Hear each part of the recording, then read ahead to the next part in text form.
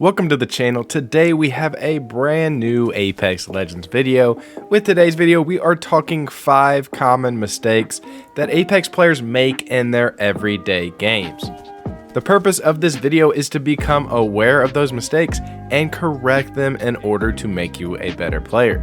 Now, just getting this out there, if you're not subscribed to the channel, that's 100% a mistake. That's on you.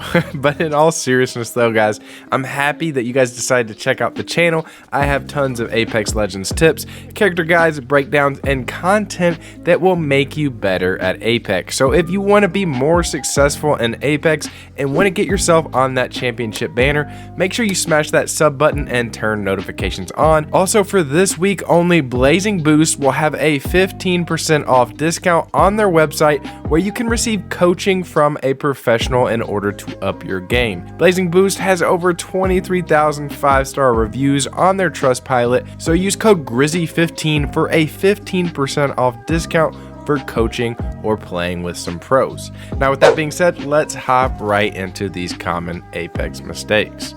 Common Apex Legends mistake number 1.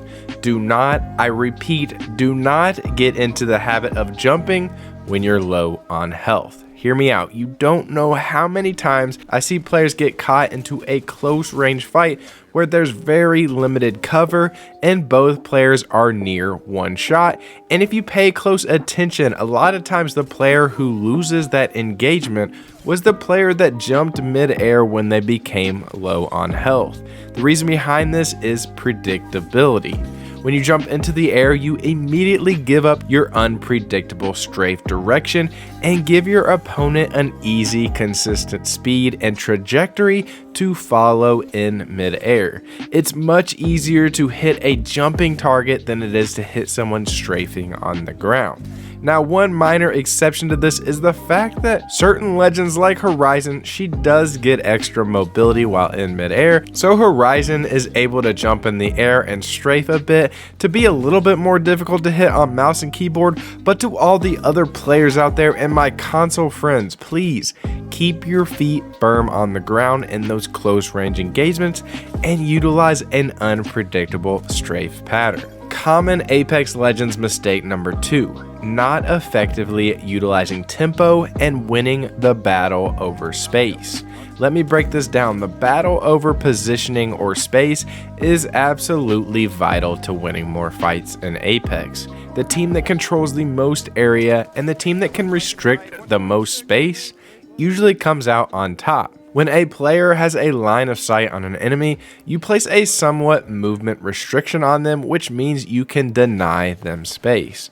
Like I said, the team that has more cover, more areas to change line of sight and line of angles, typically has control or the tempo over the fight.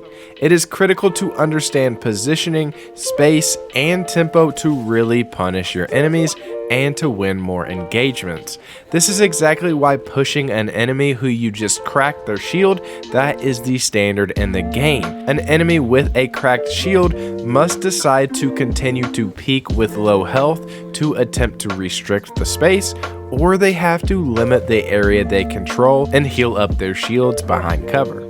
When this happens, it's common to get aggressive to take space, increase your tempo, and swarm your opponent for the punish. Too many times I see teams play too slowly when they have an open punish window to limit the enemy space and capitalize. Now, hear me out here. If you are in prime time positioning, if it's in game and you get a big crack on somebody, don't give up your prime time real estate. Don't give up your positioning just to try to get that one kill. But a lot of times, once you get big damage, swarm those enemy space, close them down, restrict them, and boom, you're gonna win a lot more fights. Now, next up, we have a common problem that I see so many Apex players doing, and it's worrying about loot far too much. First off, third parties are extremely prevalent in Apex, so after you win a fight and heal up, yes, you do want to check death boxes for more heals, ammo, and potentially attachments, but I commonly see teammates and players overloot and stick their head into a death box for far too long. In the grand scheme of things, the difference between a blue stock or a purple stock, it's not going to win you that next fight. Stay aware of the current surroundings. Don't have your entire team looking in boxes at the same time, and if it's pubs, then try not to spend much time at all looting and just get to the next fight as soon as possible to work on your gun skill and practice improvement in your engagements. After looting, let's talk about blaming randoms or blaming others. This is a common mistake that nearly everyone in the entire Apex community does. I hear it all the time. I can't get out of X rank because my randoms always suck.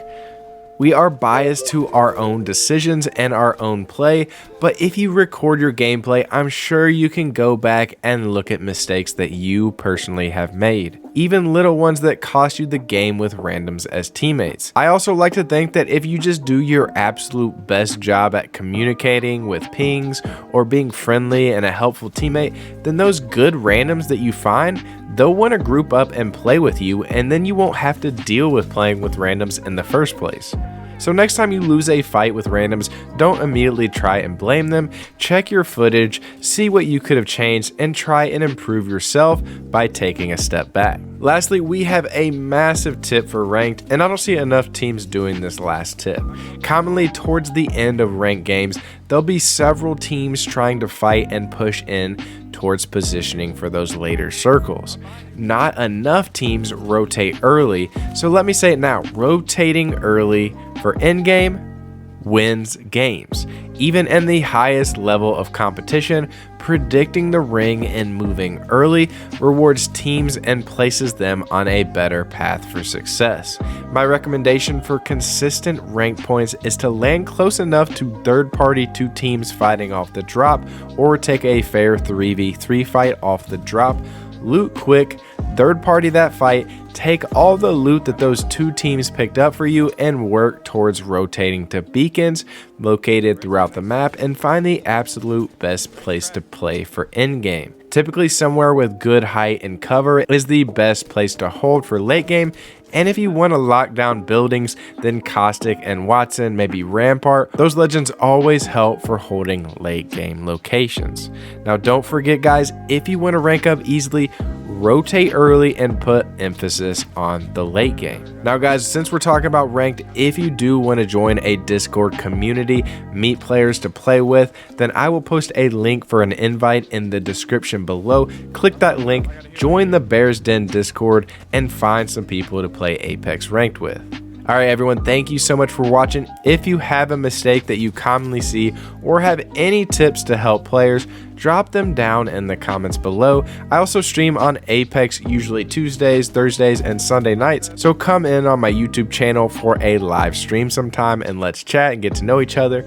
Now everyone, thank you so much for watching. I will see you guys in the next video. I'm Grizzy, and I'm out.